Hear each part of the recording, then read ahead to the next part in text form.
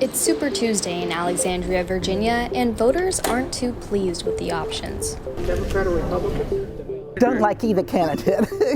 It's not like anyone has a rousing vision of what America could be. Recent polling from January showed that a majority of Americans feel that Biden and Trump should not run for president again. I have no idea how I'm going to vote. I've got between now and November to figure that out. It's been harder to align myself with the parties because it feels like I have to side with an extreme. Yeah, I don't want Trump getting in. That's my bottom line. I will be that president for America.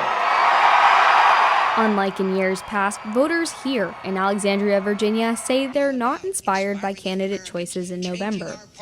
Our party's lost its way. We've got to have a party of reform. We've got to have a party of inclusion.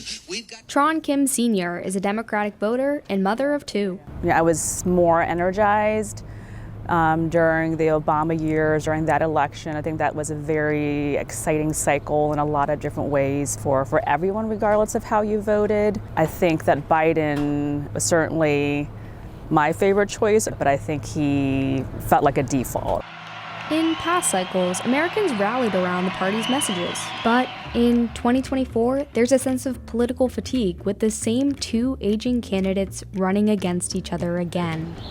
The races are not as wide open on either side as they usually are. Alan Lichtman, an American University professor, has been forecasting presidential elections since 1984. I have my own system for predicting elections, the 13 keys to the White House, which have correctly forecast American presidential elections since long before you were born. He says Biden gives the Democrats the best chance to win.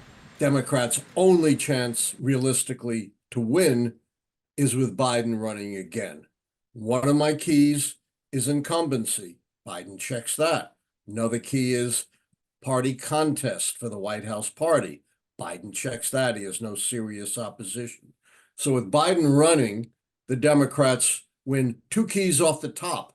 That means 6 more of the remaining 11 keys would have to fall to predict their defeat. Biden doesn't run, they lose incumbency. A lot of voters I've talked to feel this rematch is just not exciting for them. Have we seen this trend in the past and the aftermath of it?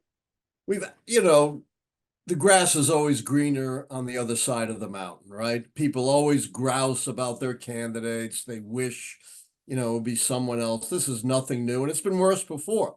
Go back to 1992. When you had a third-party candidate, the eccentric billionaire Ross Perot. Young voters especially have this feeling. Polling has shown that fewer young Americans are planning on voting in 2024, and most of this decline comes from those who are independent or conservative. And older generations are concerned about it. It'd be really great if the young people would join in on this for their own personal freedoms. The director of elections encourages young people to get involved. Those individuals who are working the polling place to receive our training, to get that hands-on experience. Talking with Angie and a handful of Alexandria residents, all of whom plan to vote in November, they recognize the importance of participating. I feel it's always important to vote. Make sure your voice is heard.